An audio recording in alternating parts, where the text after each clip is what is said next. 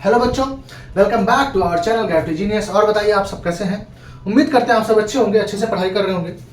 हम बात करें पिछले क्लास की, तो पिछले क्लास में हम लोगों ने जो आपका ट्रिग्नोमेट्री चैप्टर था, ट्रिग्नोमेट्री आइडेंटिटीज जो ट्रिग्नोमेट्री फंक्शंस, वो खत्म कर लिया था। सारे मिसलेनियस वगैरह सब कुछ कंप्लीट कर लिया था। अब हमको नया चैप्टर आज स्टार्ट करना है, जो भी बहुत ही अच्छा चैप्टर है।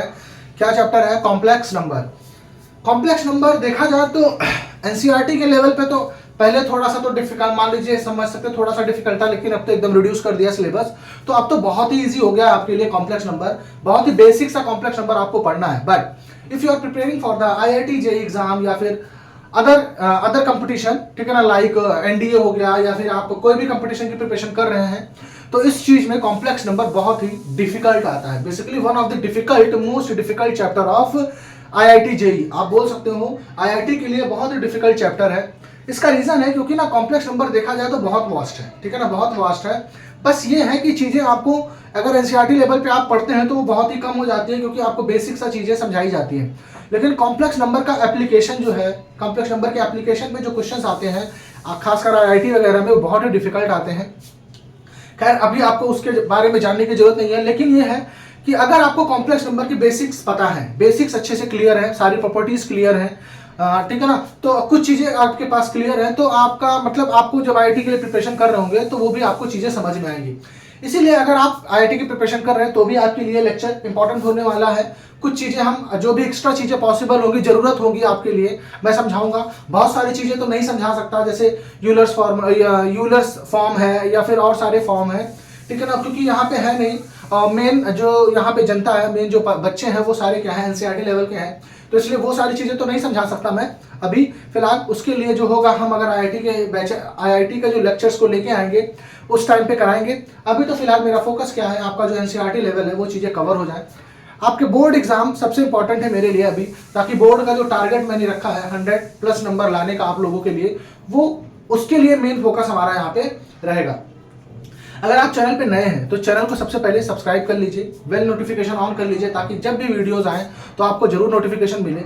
सपोर्ट करने के लिए आप ज्यादा से ज्यादा अपने दोस्तों के पास शेयर कीजिएगा, ठीक है ना। ये इस चीज को मान के चलिए, जितनी चीजें मैं आपको करा दूंगा उससे बाहर आपके जो खासकर आपका जो एग्जाम होगा, जो आपका स्कूल का एग्जाम होगा, ठीक है ना, उससे बाहर आपका कुछ भी नहीं आने वाला। इस चीज का ध्यान रखिएगा। चलिए स्टार्ट करते हैं। सबसे पहले कॉम्प्लेक्स नंबर। सबसे पहले तो यहाँ पे बेसिक ही समझना है कि व्हाट आर कॉम्प्लेक्स नंबर। तो कॉम्प्लेक्स नंबर क्या होते हैं, तो जब आपने 10th पढ़ा तो वहां पे आपने चीजें पढ़ी थी, दो चीजें। क्या पढ़ा था आपने? पढ़ा था एक रियल नंबर। क्या पढ़ा था? एक रियल नंबर। और दूसरा क्या पढ़ा था? Imaginary number. क्या पढ़ा था? इमेजिनरी नंबर, जिनको हम इमेजिन नहीं कर सकते। इन्हीं इमेजिनरी नंबर्स को हम और क्या बोलते हैं? इनका नाम देते हैं यहाँ पे कॉम्प्लेक्स नंबर। क्या बोलते हैं इनको यहाँ पे? Complex number. हमने क्या क्या सीखा था? आपने तब बेसिक आपने सीखा होगा कि स्क्वायर रूट के अंदर अगर निगेटिव का टर्म आ गया, स्क्वायर रूट के अंदर एक निगेटिव का टर्म आ गया, तो दैट रिप्रेजेंट कॉम्प्लेक्स नंबर या इमेजिनरी नंबर। ये क्या होगा? आपको इमेजिनरी नंबर को रिप्रेजेंट करेगा, ठीक है। तो यही है बेसिकली, इसको है। अब यहाँ पे इसकी जरूरत क्यों पड़ी? जैसे आपको पता है, एज्यूम कर लीजिए एक इक्वेशन है आपके पास, x² + 1 = 0। ये आपके पास इक्वेशन है। अब वैसे देखा जाए तो ये इक्वेशन है, तो इसका आंसर तो आना चाहिए, आंसर आना चाहिए। लेकिन एक्चुअल में देखा जाए तो ऐसा कोई नंबर नहीं है, x की ऐसी कोई पॉसिबल वैल्यूज नहीं होगी रियल नंबर्स में जिसका हम स्क्वायर करें और उसमें 1 ऐड करने पे हमेशा मेरा आंसर कभी 0 आ जाए। हो ही नहीं सकता, ऐसा पॉसिबल था नहीं। तो मैथमेटिशियन लोगों ने क्या कहा? उन्होंने कहा कि ऐसा बताइए, एक छोटा सा इक्वेशन है और इसको हम सॉल्व नहीं कर पा रहे हैं। ये तो बहुत मतलब समझे ना, बहुत धिक्कार की बात है कि हम एक छोटा सा इक्वेशन को आंसर नहीं निकाल पा रहे। वैसे इक्वेशन है भाई, इसको सॉल्व करके आंसर आना चाहिए, लेकिन एक्चुअल में क्या हो रहा था, इसका आंसर नहीं निकाल पा रहे थे। तो फिर क्या किया गया? मैथमेटिशियंस ने क्या किया? इसको क्या किया? एक उन्होंने तरीका निकाला। क्या कहा? एक तरीका निकाला। क्या कहा कि x² = -1, तो x आपका क्या हो जाता है? ±√-1। तो उन्होंने क्या कहा, जो मेन दिक्कत हो रही है इस इक्वेशन को सॉल्व करने के लिए, वो मेन दिक्कत किसकी वजह से हो रही है? इस स्क्वायर रूट के -1 की वजह से हो रही है, ठीक है ना। एक काम करते हैं, इसकी वैल्यू हम कुछ और ले लेते हैं। क्या लेते हैं? इसको हम कुछ एज्यूम कर लेते हैं। क्या एज्यूम कर लेते हैं? इसको क्या करते हैं हम? एज्यूम कर लेते हैं आई। क्या एज्यूम कर लेते हैं? आई, जिसका नाम दिया गया आईओटा। क्या नाम दिया गया? आईओटा। क्या नाम दिया गया? आईओटा। ठीक है ना। इसको क्या किया, अगर हमने ये आंसर लिख लिया, अब इसका मतलब इसका आंसर निकाल सकते हैं क्या, अगर इसके प्लेस पे आई है तो इस इक्वेशन का आंसर कितना हो गया, x is equal to plus minus i. अब उन्होंने क्या देखा कि अगर हमने अंडर रूट माइनस वन के प्लेस पे कोई एक वेरिएबल ले लिया जिसको उन्होंने नाम दिया आयोटा, अब उसके बाद क्या देख रहे हैं वो कि हमारे हर टाइप के क्वेश्चन सॉल्व हो रहे हैं। आप देखिए, अगर x square is equal to आपके पास क्या आ गया, under x square plus 4 equal to 0 है, क्या है, x square plus 4 equal to 0, तो आप इसको क्या लिख सकते हो, x square is equal to minus 4, तो एक्स इज इक्वल टू आप क्या लिख सकते हो, plus minus under root minus 4 i, sorry minus 4, under root minus 4 i. अब अगर अंडर रूट माइनस 4 है तो आप इसको क्या लिख सकते हो, plus minus under root 4 into under root minus 1, क्या लिख सकते हो, under root 4 into under root minus 1। अब अगर इसके प्लेस पे आई लिख दें तो ये प्लस माइनस अंडर रूट 4 के प्लेस पे 2 हो जाएगा और ये आई। देखिए इसका आंसर निकल आया कि नहीं निकल आया। तो हमने जैसे ही क्या किया, अंडर रूट माइनस 1 के प्लेस पे एक वेरिएबल ले लिया, एक टर्म ले लिया आई, जिसको हमने नाम दिया आयोटा। उसके बाद देखा कि हमारे सारे क्वेश्चन, सारे टाइप के क्वेश्चन सॉल्व होना स्टार्ट हो गए। तो इसीलिए क्या, इसीलिए जब इसका वैल्यू, क्योंकि ये पॉसिबल नहीं है, आपको पता है पॉसिबल नहीं है, रियल वे में पॉसिबल नहीं है, इसलिए इसको नाम दिया गया कि जहां पे भी आई आएगा, क्या कहेंगे, जहां पे भी आई आएगा उसको इमेजिनरी नंबर बोलेंगे। क्या बोलेंगे, इमेजिनरी नंबर बोलेंगे, या फिर हम कॉम्प्लेक्स नंबर बोलेंगे। क्या बोलेंगे, कॉम्प्लेक्स नंबर बोलेंगे। तो यहां से आपका स्टार्ट होता है कॉम्प्लेक्स नंबर का आंसर निकालना, ठीक है।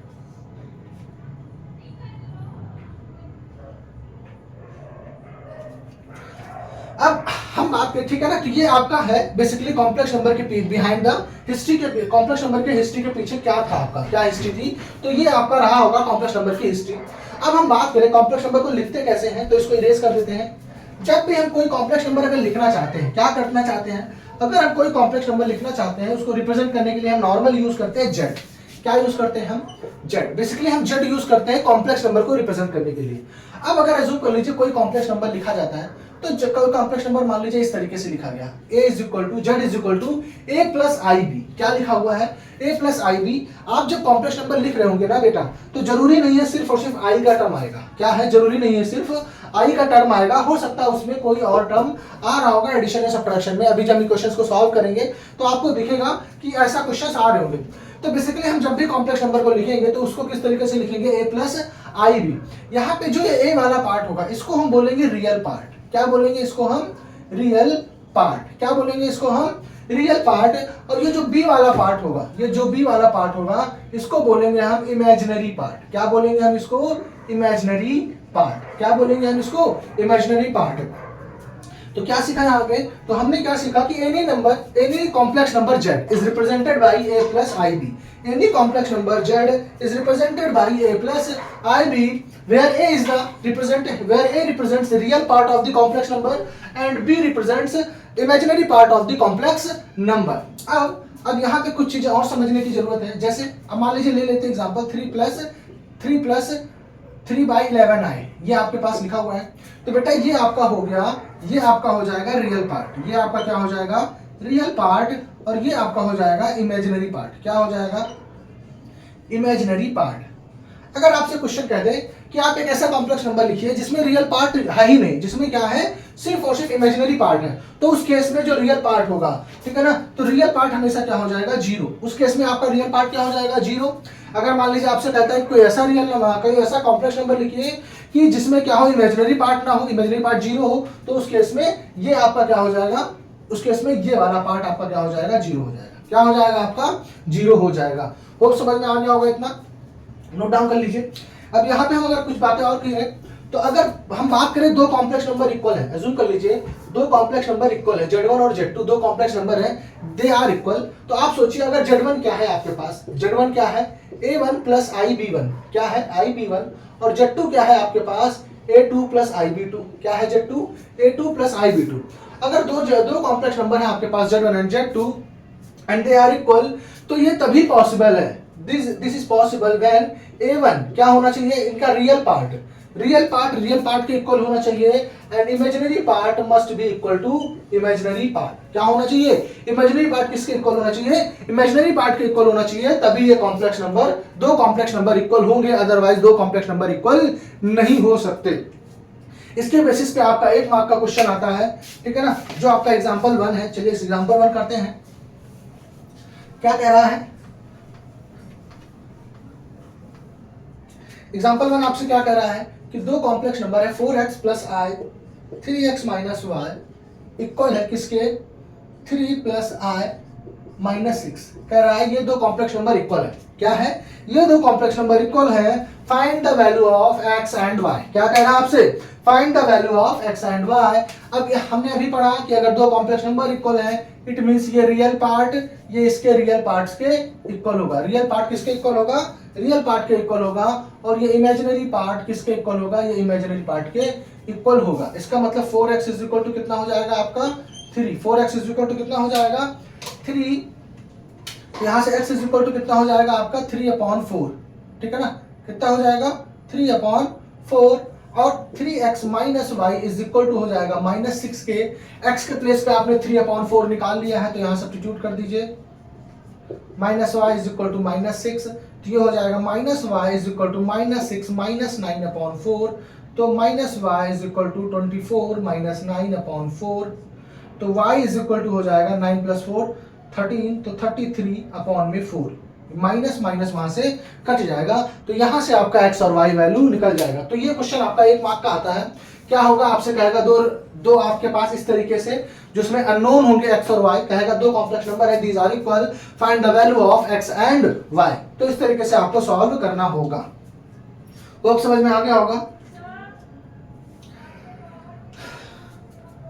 अब अगर आपने कर लिया होगा तो हमने क्या सीखा है जब से 6th क्लास हम पढ़ रहे हैं तब से एक ही चीज पढ़ते आ रहे हैं क्या कि जब भी हम कोई टाइप का किसी भी टाइप का नंबर पढ़ते हैं, हमने सबसे पहले पढ़ा नेचुरल नंबर, फिर होल नंबर, फिर इंटीजर्स पढ़ा, फिर फ्रैक्शंस पढ़ा, डेसिमल्स पढ़ा, फिर हमने रेशनल नंबर्स पढ़ा, फिर रियल नंबर्स पढ़ा।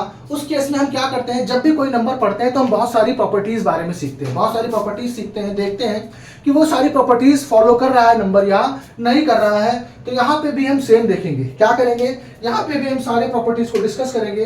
तो सबसे पहले हम ले लेते हैं कोई अगर मान लीजिए आएगा तो हम दो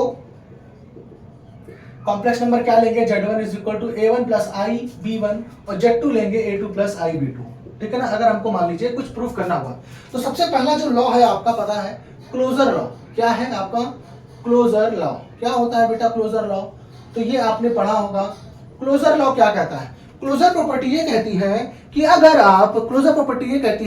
आप दो कॉम्प्लेक्स नंबर को ऐड करते हैं, क्या करते हैं दो कॉम्प्लेक्स नंबर को ऐड करके अगर आपके पास आंसर कॉम्प्लेक्स नंबर आता है तो इसका मतलब वो क्लोजर प्रॉपर्टी को फॉलो कर रही है। अगर आप सब्ट्रैक्ट करके भी आपका आंसर क्या आ रहा है कॉम्प्लेक्स नंबर आ रहा है, कुछ फर्क नहीं पड़ता है, नंबर अलग है कोई फर्क नहीं पड़ता, बस कॉम्प्लेक्स नंबर के बीच में अगर ऑपरेशन हो रहा है चाहे वो एडिशन का हो, सब्ट्रैक्शन का हो, मल्टीप्लिकेशन का हो, डिवीजन का हो और आंसर अगर आपका कॉम्प्लेक्स नंबर आ रहा है तो इसका मतलब they follow the closure property. इसका मतलब क्या हो गया कि ये क्लोजर प्रॉपर्टी को फॉलो करेंगे। क्या करेंगे? क्लोजर प्रॉपर्टी को फॉलो करेंगे।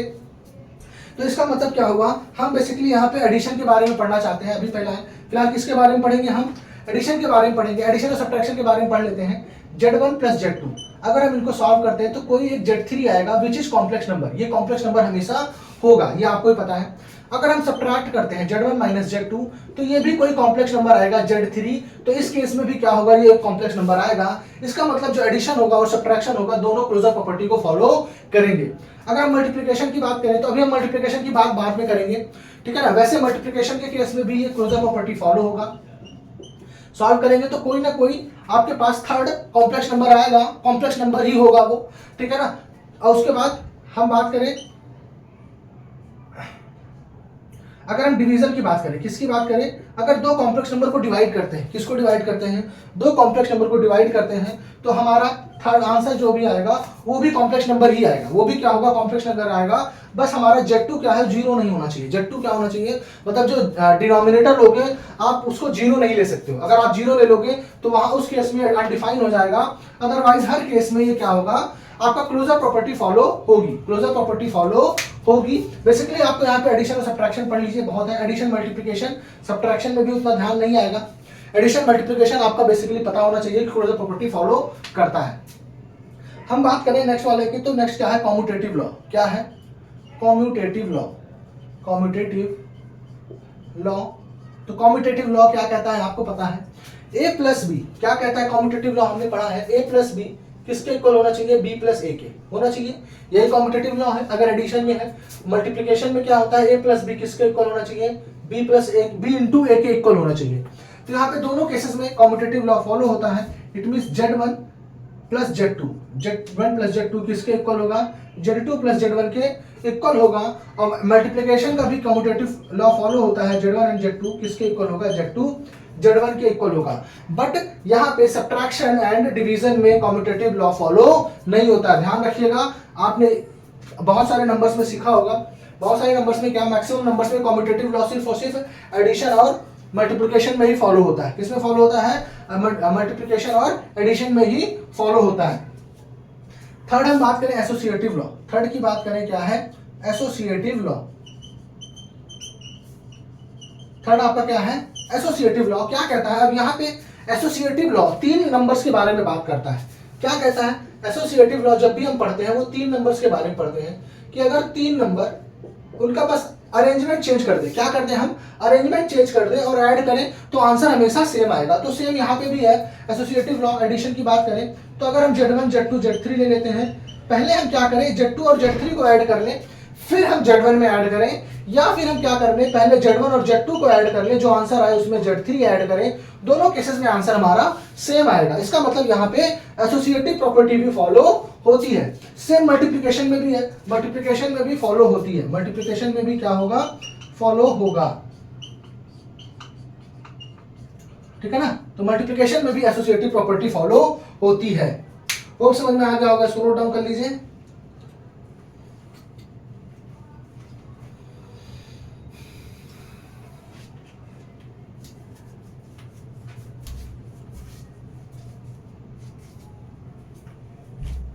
कल आप इसको इरेज करते हैं। अब हम बात करते हैं अपना नेक्स्ट प्रॉपर्टी की। तो नेक्स्ट प्रॉपर्टी आपके पास क्या है, तो नेक्स्ट आपको पढ़ना है existence of additive identity. Existence of additive identity. तो व्हाट इज एडिटिव आइडेंटिटी, ये आप लोग शायद भूल चुके होंगे, लेकिन कोई बात नहीं, फिर से मैं रिवाइज कराता हूं। अब इसके बाद क्या पढ़ना है, एडिटिव आइडेंटिटी। एडिटिव आइडेंटिटी इसके बाद हम पढ़ लेते हैं। इसके बाद जो आपको पढ़ना है एडिटिव इनवर्स। क्या पढ़ना है, एडिटिव इनवर्स। फिर हमको पढ़ना है मल्टीप्लिकेटिव आइडेंटिटी।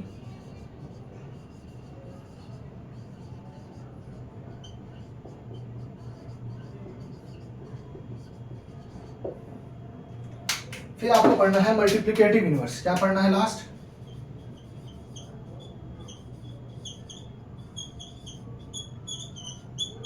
Multiplicative inverse. ये इतनी चीजें आपको अभी यहां पढ़ते हैं। क्या पढ़ते हैं, एडिटिव आइडेंटिटी। आइडेंटिटी क्या होती है, आइडेंटिटी का मतलब ऐसा नंबर, जैसे यहाँ पे एडिटिव कह रहा है, तो एक ऐसा नंबर बताइए जिसको ऐड करने पे उस नंबर पे फर्क ना पड़े, उस नंबर पे फर्क ना पड़े। तो आप सोचिए, अगर मान लीजिए ए है, अब ए में हम क्या ऐड करें कि इस पे फर्क ना पड़े। तो ए में अगर आप 0 ऐड करते हैं तो इस पे कोई भी फर्क नहीं पड़ेगा, इस पे कोई भी फर्क नहीं पड़ेगा। लेकिन यहाँ पे क्योंकि हम कॉम्प्लेक्स नंबर की बात कर रहे हैं, तो कॉम्प्लेक्स नंबर की एडिटिव आइडेंटिटी हो जाएगी 0 plus I 0। 0 plus I 0 is the additive identity of the complex numbers, ठीक है ना। तो यहाँ पे एडिटिव आइडेंटिटी क्या होगी, 0 प्लस आई 0। एडिटिव इनवर्स, इनवर्स क्या कहता है, इनवर्स का मतलब ऐसा नंबर जिसको हम ऐड करके आंसर हमारा 0 आ जाए। एडिटिव इनवर्स क्या कहता है कि अगर हम ए है तो ए में क्या ऐड करें आंसर हमारा 0 आ जाए। तो ए में हमको क्या ऐड करना पड़ेगा, माइनस ए। क्या ऐड करना पड़ेगा, माइनस ए ऐड करना पड़ेगा। इसका मतलब अगर कोई भी एज्यूम कर लीजिए ए प्लस आई बी है, हमारे पास क्या है, एक कॉम्प्लेक्स नंबर है ए प्लस आई बी, तो इसका जो एडिटिव इनवर्स होगा, इसका जो एडिटिव इनवर्स हो जाएगा, इसका जो एडिटिव इनवर्स होगा वो क्या हो जाएगा, माइनस ए प्लस आई माइनस बी। ये इसका हो जाएगा एडिटिव इनवर्स। क्या हो जाएगा इसका, एडिटिव इनवर्स। अब फिर से बात करें मल्टीप्लिकेटिव आइडेंटिटी। तो अभी हमने बताया व्हाट इज आइडेंटिटी। आइडेंटिटी का मतलब ऐसा नंबर, क्योंकि यहाँ पे मल्टीप्लिकेटिव की बात कर रहा है, तो एक ऐसा नंबर आपको चाहिए कि जिसको मल्टीप्लाई करने से उस नंबर पे कोई फर्क ना पड़े। अगर आपके पास ए है तो ए का मल्टीप्लिकेटिव आइडेंटिटी क्या होना चाहिए, तो ए को जब आप 1 से मल्टीप्लाई करते हैं, किससे मल्टीप्लाई करते हैं, 1 से मल्टीप्लाई करते हैं, तो उसमें कोई फर्क नहीं पड़ता है। तो इसका मतलब मल्टीप्लिकेटिव आइडेंटिटी क्या हो जाएगी, आपका हो जाएगा 1 प्लस जीरो आई जीरो। क्या हो जाएगा 1 प्लस आई जीरो। ध्यान रखिएगा आप यहाँ पे 1 प्लस 1 आई नहीं लिख सकते। अगर आप 1 प्लस 1 आई लिखेंगे तो वो गलत होगा। यहाँ आंसर क्या होगा 1 प्लस आई जीरो, क्योंकि हमको सिर्फ और सिर्फ 1 से मल्टीप्लाई करना है। तो इसका मल्टीप्लिकेटिव आइडेंटिटी क्या हो गया 1 प्लस आई जीरो। अब हम बात करें मल्टीप्लिकेटिव इनवर्स। तो मल्टीप्लिकेटिव इनवर्स का मतलब अगर a है तो इसका मल्टीप्लिकेटिव इनवर्स होता है बेटा 1 बाई ए। कितना होता है 1 बाई ए। तो अगर आपके पास कोई कॉम्प्लेक्स नंबर है a प्लस आई बी, क्या है आपके पास a प्लस आई बी, तो इसका मल्टीप्लिकेटिव इनवर्स होगा 1 upon A plus i b. क्या हो जाएगा 1 upon A plus i B. फिर अभी हम सीखेंगे कि इसको कैसे डिवाइड करेंगे, ठीक है ना। इसको हम दूसरा तरीका अभी सीखेंगे इसको कैसे डिवाइड करेंगे। फिलहाल आप ये जान लीजिए कि 1 upon that number is the multiplicative inverse of the complex number, ठीक है ना। होप समझ में आ गया होगा, इसको नोट डाउन कर लीजिए।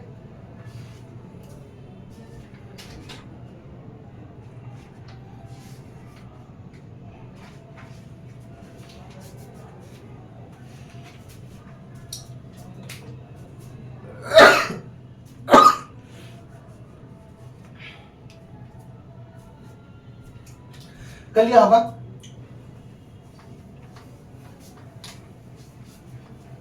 अब हम जरा बात करते हैं कि दो कॉम्प्लेक्स नंबर है तो उनका एडिशन कैसे करेंगे, उनका सब्ट्रैक्शन कैसे करेंगे, उनका मल्टीप्लिकेशन कैसे करेंगे और उनका डिवीजन कैसे करेंगे। अच्छा, इसमें एक और प्रॉपर्टी पढ़ लीजिए पहले, डिस्ट्रीब्यूटिव लॉ। क्या डिस्ट्रीब्यूटिव लॉ, ये भी आप पढ़ते हुए चले आ रहे हैं बहुत ही। डिस्ट्रीब्यूटिव लॉ क्या कहता है, अगर आपके पास Z1 है एक कॉम्प्लेक्स नंबर और Z2 प्लस Z3 है, तो ये Z1 क्या हो जाएगा डिस्ट्रीब्यूट हो जाएगा। क्या हो जाएगा Z1 डिस्ट्रीब्यूट हो जाएगा किसके पास, तो Z1 मल्टीप्लिकेशन होगा Z2 से और Z1 का मल्टीप्लिकेशन Z3 से, दोनों सेम आएंगे। हम इसको बोलते हैं डिस्ट्रीब्यूटिव लॉ ओवर एडिशन। क्या बोलते हैं हम इसको, डिस्ट्रीब्यूटिव लॉ ओवर एडिशन। और अगर यही क्या है ये सब्ट्रैक्शन में है तो ये आंसर हो जाएगा Z1 Z2 minus Z1 Z3। इसको बोलते हैं डिस्ट्रीब्यूटिव लॉ ओवर सब्ट्रैक्शन। क्या बोलते हैं डिस्ट्रीब्यूटिव लॉ ओवर सब्ट्रैक्शन, ठीक है ना। अब हम बात करें, अगर हमारे पास दो कॉम्प्लेक्स नंबर हैं Z1 A1 प्लस IB1, ये एक कॉम्प्लेक्स नंबर है, और दूसरा कॉम्प्लेक्स नंबर है Z2 which is A2 plus IB2। क्या है A2 प्लस IB2। आपको क्या करना है, इन दोनों का एडिशन निकालना है। तो अगर आपको Z1 प्लस Z2 निकालना है तो आपको क्या करना पड़ेगा बेटा, तो आपका जो रियल पार्ट है वो रियल पार्ट में ऐड होगा। क्या होगा, रियल पार्ट में ऐड होगा। आपने अलजेब्रा बहुत ही पढ़ा है, उसमें आपने सीखा है कि लाइक टर्म्स में ऐड होते हैं। तो यहाँ पे जो लाइक टर्म्स है वो रियल पार्ट है, तो रियल पार्ट का एडिशन रियल पार्ट में होगा और इमेजिनरी पार्ट का एडिशन इमेजिनरी पार्ट में होगा। मतलब जो A1 प्लस A2 आंसर आएगा और plus B1 plus B2 answer आएगा। ये आपका होगा addition of two complex number. अगर यही हम सब्ट्रैक्शन कर देते तो ये हो जाता A1 माइनस A2। क्या हो जाता, रियल पार्ट से सब्ट्रैक्ट हो जाता, plus B1 minus B1 minus B2। तो इस तरीके से हम दो कॉम्प्लेक्स नंबर का एडिशन या सब्ट्रैक्शन करेंगे। एक एग्जांपल लेके समझ लेते हैं। एज्यूम कर लीजिए, ले लेते हैं Z1 है, क्या है 3 प्लस 4 आए, क्या है 3 प्लस 4 आए, और Z2 है क्या -2 प्लस 3 आए। ये आपके पास दो कॉम्प्लेक्स नंबर्स हैं।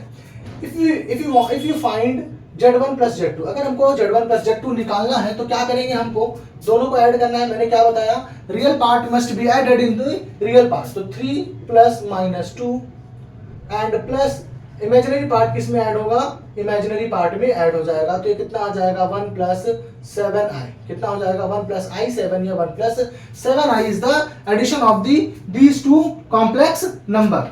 होप समझ में आएगा। इसका सब्ट्रैक्शन की बात करें, अगर हमको Z1 माइनस Z2 निकालना हो तो क्या हो जाएगा 3 माइनस -2 प्लस i 4 माइनस 3। इस केस में आंसर कितना आ जाएगा 5 प्लस 1i, 5 प्लस 1i। ये आपका क्या आ जाएगा, दोनों कॉम्प्लेक्स नंबर का सब्ट्रैक्शन आ जाएगा, मतलब Z1 माइनस Z2 निकल के आएगा। एक चीज ध्यान रखिएगा बेटा, सब्ट्रैक्शन में अभी मैंने समझाया कॉम्यूटेटिव लॉ फॉलो नहीं होता है। तो Z1 minus Z2 not equal to Z2 minus Z1, Z1 minus Z2 never equal to Z1 minus Z2। Hope समझ में आ गया, उसको नोट डाउन कर लीजिए। फिर अभी हम सीखते हैं कि दो कॉम्प्लेक्स नंबर का मल्टीप्लिकेशन कैसे करेंगे।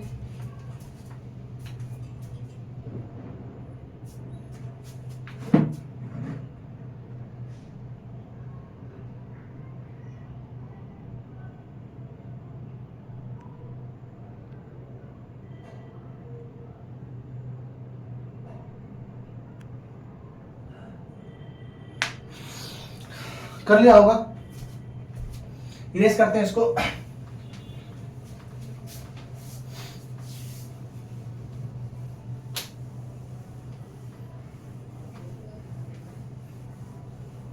अब हम बात करें दो कॉम्प्लेक्स नंबर का मल्टीप्लिकेशन कैसे करेंगे। ले लेते हैं, एक कॉम्प्लेक्स नंबर है Z1 A1 प्लस IB1 और दूसरा कॉम्प्लेक्स नंबर है Z2 which is A2 plus IB2। ये आपके पास दो कॉम्प्लेक्स नंबर है। अब इनका मल्टीप्लिकेशन अगर आपको करना है तो Z1 इंटू Z2 क्या हो जाएगा A1 प्लस IB1। ध्यान से समझिएगा बेटा, क्योंकि ये आपको बहुत सारा क्वेश्चंस में सॉल्व करने को मिलेगा। अब क्या करेंगे, यहाँ पे भी डिस्ट्रीब्यूटिव प्रॉपर्टी जैसे आप लगाते थे, A1 का मल्टीप्लिकेशन पहले इसमें होगा। क्या होगा, A1 का मल्टीप्लिकेशन आपका होगा A2 प्लस IB2 में। फिर आपका क्या होगा, IB1 का मल्टीप्लिकेशन होगा किसमें, IB1 का मल्टीप्लिकेशन होगा A2 प्लस IB2 में। अब इसको मल्टीप्लाई करें तो कितना हो जाएगा, A1 इंटू A2 कितना हो जाएगा, A1 A2 प्लस इसको मल्टीप्लाई करेंगे तो I A1 B2 प्लस ये हो जाएगा I A2 B1 plus I square B1 B2, I square B1 B2।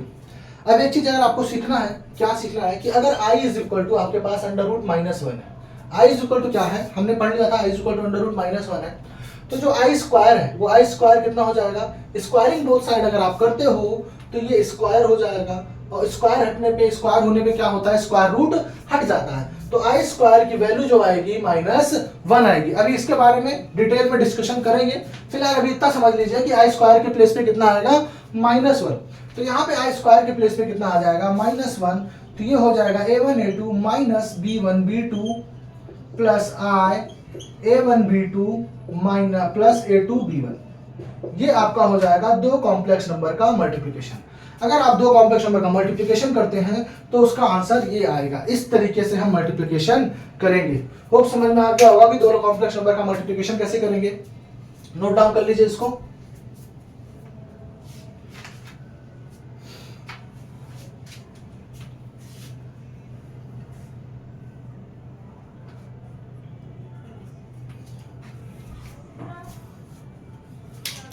अब चलिए बात करते हैं दो कॉम्प्लेक्स नंबर का डिवीजन कैसे करेंगे। क्या करेंगे, दो कॉम्प्लेक्स नंबर हैं तो उनका डिवीजन कैसे करेंगे।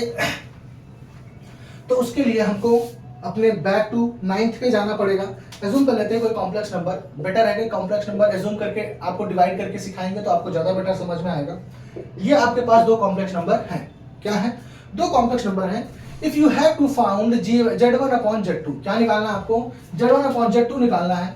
तो क्या करना है आपको, 6 प्लस 3i को डिवाइड करना है किससे, 2 माइनस i से। किससे डिवाइड करना है, 2 माइनस i से।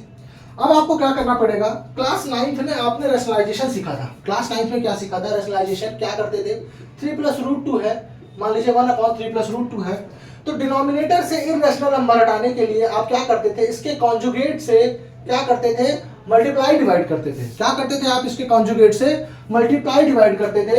तो डिनोमिनेटर में जो आइडेंटिटी बनती थी क्या बन जाती थी, ए स्क्वायर माइनस बी स्क्वायर की आइडेंटिटी बनती थी। कहां पे, डिनोमिनेटर में। बेटा बस सेम केस यहां पे भी लगना है। अब अगर आपसे कहा जाए a प्लस आई बी है, अगर कोई कॉम्प्लेक्स नंबर है a प्लस आई बी, तो बेटा इसका कॉन्जुगेट हो जाएगा a माइनस आई बी। क्या हो जाएगा इसका conjugate, a minus i b. क्या हो जाएगा इसका conjugate, a minus i b. सिर्फ क्या करना है आपको, i के प्लेस पे आप जब माइनस आई डाल देंगे तो उसका कॉन्जुगेट मिल जाएगा। तो हम क्या करते हैं, जो डिनोमिनेटर होगा यहाँ पे क्या है, जो डिनोमिनेटर है which is 2 minus i, which is 2 minus i, तो हमको क्या करना है, डिनोमिनेटर को रेशनलाइज करना है। तो 2 प्लस आई से मल्टीप्लाई, 2 प्लस आई से डिवाइड, 2 प्लस आई से मल्टीप्लाई और 2 प्लस आई से डिवाइड। अब ऊपर क्या करेंगे, जैसे अभी हमने पीछे सीखा कि मल्टीप्लिकेशन करते हैं वैसे मल्टीप्लाई करेंगे, और नीचे बन जाएगा बेटा ए स्क्वायर माइनस बी स्क्वायर की आइडेंटिटी। क्या बन जाएगा, ए स्क्वायर माइनस बी स्क्वायर की आइडेंटिटी। अब इसको मल्टीप्लाई करेंगे आप तो 12 plus 6i plus 6i plus 3i square. अभी हमने सिखाया आई स्क्वायर के प्लेस पे कितना लिख सकते हैं, -1, तो ये हो जाएगा 4 माइनस -1, ये हो जाएगा 12, ये हो जाएगा -3, तो 12 माइनस 3 प्लस 12i, तो नीचे हो जाएगा 4 प्लस 1 5, तो ये आंसर आ जाएगा 9 प्लस 12i अपॉन 5, और क्या लिख सकते हैं इसको, 9/5 प्लस 12/5i। तो इस तरीके से हम क्या करते हैं, दो कॉम्प्लेक्स नंबर का डिवीजन करते हैं। दो कॉम्प्लेक्स नंबर का division required rationalisation. Concept of rationalisation हमने जो पढ़ा था कहाँ पे, क्लास 9th में, वही आपका यहाँ पे लगेगा अगर हमको दो कॉम्प्लेक्स नंबर का डिवीजन निकालना है। होप समझ में आ गया होगा, इसको नोट डाउन कर लीजिए।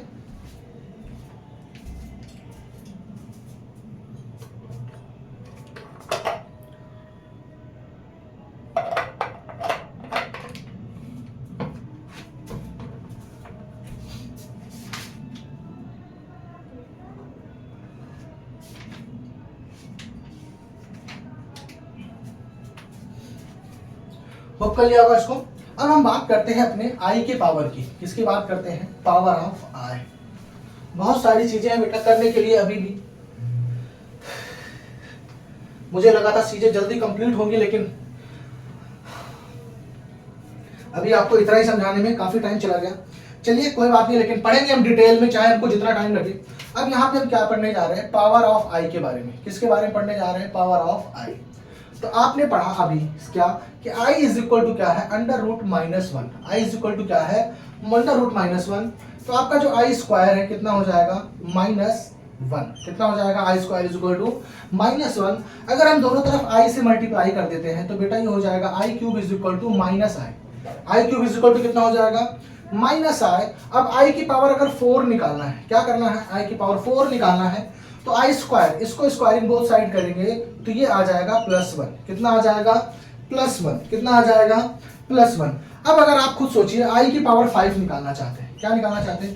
5, तो ये फिर से आ जाएगा आई। अब ये रिपीट हो गया, ये क्या हो गया? रिपीट हो गया। अगर आई की पावर आप 6 निकालना चाहते हैं तो ये फिर से आएगा, आप आई से मल्टीप्लाई करेंगे तो ये आई स्क्वायर हो जाएगा, आई स्क्वायर की वैल्यू माइनस वन। तो आप क्या देख रहे हैं? अब रिपीट हो रहा है। बेसिकली आई की पावर की बात करें तो आपके पास जो होगा वो, इसको हम आई लिख सकते हैं, या तो आपके पास आई आ रहा होगा, ठीक है ना, या तो आपके पास माइनस वन आ रहा होगा, या तो आपके पास माइनस आई आएगा, और या तो आपके पास वन आएगा। इन चार के अलावा, आई की आप कुछ भी पावर कीजिए, इन चार के अलावा आपके पास कोई आंसर नहीं आने वाला है। तो इसके बेस पे ही क्वेश्चन आता है आपके, जो पहली एक्सरसाइज है वो इसी के बेस पे पूरा है। तो क्या करें, इसको हम इस तरीके से याद कर सकते हैं कि अगर आई की पावर, अब आप यहाँ पे देखिए, तो आई की पावर अगर हम 4 से डिवाइड करते हैं, क्योंकि यह 4 पे रिपीट हो रहा है, तो अगर हम आई की पावर 4 के से डिवाइड करते हैं, मतलब 4 से डिवाइड करते हैं, और रिमाइंडर क्या बच जाता है? 1। रिमाइंडर क्या बच जाता है हमारे पास? 1 बच जाता है। तो उस केस में हमारा जो आंसर आएगा वो आई आएगा। क्या आएगा? आई। एक एग्जांपल लेके देख लेते हैं। आई की पावर हम ले लेते हैं 81। क्या ले लेते हैं? 81। अब 81 को हम लिखना चाहें तो क्या लिख सकते हैं? 81 को लिख सकते हैं 20 इंटू 4 प्लस 1। क्या लिख सकते हैं? 20 इंटू 4 प्लस 1। अब इसको अगर हम ब्रेक करना चाहें तो बेटा कर सकते हैं, आई की पावर 4 की पावर 20 प्लस आई की पावर, सॉरी, इंटू आई की पावर, ये क्या है यहाँ पे? इंटू आई की पावर 1, इंटू आई की पावर 1। आपको पता है आई की पावर 4, आई की पावर 4 की वैल्यू कितनी है? 1 है। तो 1 की पावर 20 कितना आ जाएगा? इंटू आई। 1 की पावर 21 इंटू आई, तो ये आंसर कितना आ जाएगा? आई। सॉरी। तो आपने क्या देखा यहाँ पे, जब भी हम कोई भी पावर है उसको हम 4 से डिवाइड करते हैं, और अगर रिमाइंडर 1 आ रहा है, रिमाइंडर कितना आ रहा है? 1 आ रहा है, उस केस में हमारा आंसर हमेशा आई आएगा। क्या आएगा बेटा? आई आएगा। अगर हम 4 से डिवाइड करते हैं, 4 से डिवाइड करते हैं और रिमाइंडर 2 आ जाता है, तो उस केस में हमारा मेरा आंसर हमेशा कितना आएगा? -1 आएगा। उस केस में आंसर कितना आएगा? -1। अगर हम 4 से डिवाइड करते हैं और रिमाइंडर 3 आ जाता है, तो उस केस में हमारा आंसर जो आएगा वो -i आएगा। कितना आएगा? -i आएगा। और अगर हमारा नंबर जो है वो 4k से डिविजिबल है और रिमाइंडर 0 आ रहा है, 4k से i की जो पावर है वो 4k से, मतलब 4 से डिविजिबल है और रिमाइंडर 0 आ रहा है, तो उस केस में हमारा जो आंसर आएगा वो कितना आएगा? 1 आएगा। कितना आंसर आएगा? 1 आएगा। ध्यान रखिएगा, इसके बेस पे काफी क्वेश्चंस आएंगे। मैं एग्जांपल लेके देख लेता हूँ। आई की पावर आपसे कहा जाए 313 निकालिए। क्या निकालिए? आई की पावर 313। इसको 4 के टर्म्स में ब्रेक कीजिए। 313 को अब जब आप करेंगे तो इसको लिख सकते हैं आई की पावर 4। 313 को डिवाइड कीजिए 4 से, तो 4 7 जा और 4 8 जा, इसको 314 लिख लेते हैं बेटा। कितना लिख लेते हैं? 478 जा, 478 कितना होता है? तो 312 होता है। 478 जा कितना होता है? 312 इनटू, इसको लिख सकते हैं आई की पावर 2। कितना लिख सकते हैं? आई की पावर 2, क्योंकि बेसेस यहाँ पे आपको पता है ये दोनों मल्टीप्लाई हो जाते हैं, और बेसेस अगर सेम है मल्टीप्लाई हो रहा है तो पावर्स ऐड हो जाते हैं, तो ये आपका इसके इक्विवेलेंट है। अब इसकी वैल्यू हो गई बेटा 1, इसकी वैल्यू कितनी हो गई 1, और ये आई स्क्वायर की वैल्यू कितनी होती है, आई स्क्वायर की वैल्यू -1, तो इसका आंसर कितना आ जाएगा -1। तो हमने क्या सीखा वहां पे कि अगर रिमाइंडर 2 बच रहा है, तो देखिए यहाँ पे रिमाइंडर 2 बच रहा है, तो इसके प्लेस पे हम डायरेक्टली लिख सकते थे आंसर -1। क्या लिख सकते थे आंसर -1। इसका यूज हम पूरे एक्सरसाइज में करते रहेंगे, तो इसलिए इसको आपको समझ लेना बहुत जरूरी है। क्या है, इसके पावर्स को समझ लेना बहुत ही जरूरी है कि जब भी आई की पावर, अजुम की लीजिए जो भी है पावर, उसको हम अगर 4 से डिवाइड करते हैं, वहां पे रिमाइंडर अगर 1 बचता है, तो उस केस में हमको जो आंसर लिखना है वो आई लिखना है। क्या लिखना है, आंसर आई लिखना है। अगर हम 4 से डिवाइड करते हैं, रिमाइंडर 2 बचता है, तो उस केस में हमको आंसर -1 लिखना है। क्या लिखना है, आंसर -1 लिखना है। अगर हम 4 से डिवाइड करते हैं, आंसर रिमाइंडर हमारा 3 आता है, उस केस में हमको आंसर -i लिखना है। क्या लिखना है, आंसर -i लिखना है। अगर हम 4 से डिवाइड करते हैं और रिमाइंडर हमारा 0 आता है, उस केस में हमको आंसर क्या लिखना है, 1 लिखना है। उस केस में आंसर क्या लिखना है, हमको 1 लिखना है। होप ये चीज समझ में आ गई होगी, इसको नोट डाउन कर लीजिए।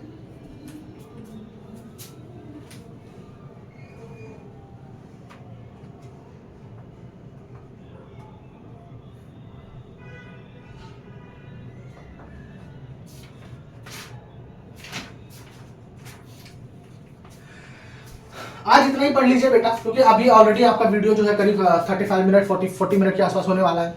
बाकी जो है अब इसमें थोड़ी सी प्रॉपर्टी बची है, एक मतलब कुछ प्रॉपर्टीज हैं आपकी, ठीक है ना, जैसे a प्लस बी का मतलब 2 कॉम्प्लेक्स नंबर का अगर होल स्क्वायर निकालते हैं, सब एडिशन का, सब्ट्रैक्शन का, वो सारी चीजें आपको पढ़नी है, ठीक है ना। और उसके बाद बस उसके बाद फिर हमको क्वेश्चंस को एग्जांपल्स करने हैं, फिर एक्सरसाइज के क्वेश्चंस को सॉल्व करना है। बस कंसेप्ट में देखा जाए तो मेन कंसेप्ट आपका यहीं तक था। इसके बाद थोड़ा सा ही आपका कंसेप्ट बचा हुआ है, कंसेप्ट नहीं है, प्रॉपर्टीज है जिनको आपको सिर्फ याद करना है। एनसीईआरटी मतलब आपके 11th के एग्जाम के लिए बहुत ज्यादा वो इंपॉर्टेंट तो नहीं है, बट अगर आप आईआईटी की प्रिपरेशन कर रहे हैं तो उसके लिए वो आपके इंपॉर्टेंट होगा। तब तक आप अच्छे से पढ़ाई करते रहिए। कुछ नहीं समझ में आता है तो आप जरूर कमेंट करके हमको बताइए कि आपको क्या नहीं समझ में आ रहा है, उसको फिर से समझाया जाएगा। ये थोड़ा सा समझना फिर से, जैसे आपको जब भी नई चीज पढ़ाई जाती है तो थोड़ा सा डिफिकल्टी होती है, तो सेम यहाँ पे भी है। ये आपके लिए पूरी की पूरी नई चीज है, पूरा क्या है, आपके लिए नया है। कुछ चीजें पुरानी मिलेगी अभी जब क्वेश्चन सॉल्व करेंगे, लेकिन फिर भी ये आपके लिए एक हद तक नया है। तो इसलिए थोड़ा सा हो सकता है आपको प्रॉब्लम हो रही होगी अडॉप्ट करने में, लेकिन आप वीडियो देखेंगे, क्वेश्चन को सॉल्व करेंगे तो आपको मजा आने लगेगा इस चैप्टर को भी सॉल्व करने में। तब तक अपने दोस्तों के साथ ज्यादा से ज्यादा इसको शेयर कीजिए, ठीक है ना, और कमेंट करके जो बताइए आपको वीडियो कैसी लगी। Thank you.